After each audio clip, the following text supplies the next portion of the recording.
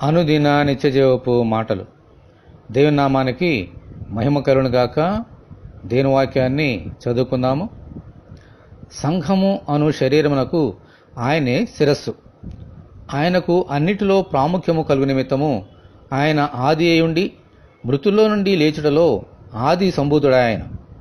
కొలసలకు రాసిన పత్రిక 1వ అధ్యాయము 18వ వచనం.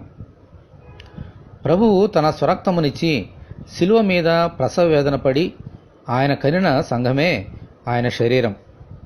ఆ శిలువ మీద మరణించి సమాధి చేయబడి మరణము నుండి తిరిగి లేచడం ద్వారా ఆ శరీరం అనే సంఘమునకు శిరస్సే ఉన్నారు. దేవునికి మహిమ కలుగునుగాక. ఆమేన్.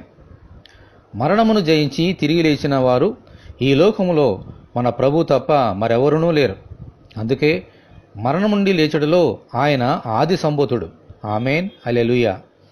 ఆయన శరీరం అనే సంఘములో అవయవములే ఉన్న మనము ప్రతి విషయంలోనూ ఆయనకు ప్రాముఖ్యతనివ్వాలి.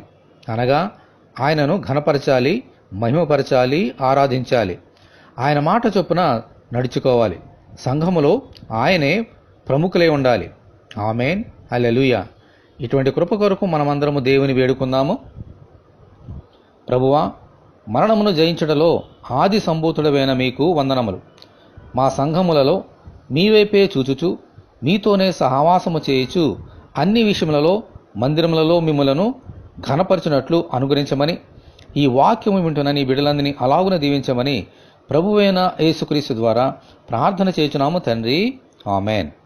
మన ప్రభువైన యేసుక్రీస్తు కృప మనకందరికీ తోడే ఉండి నడిపించునుగాక. ఆమేన్. పరిశుద్ధ దేవుని మందిరం.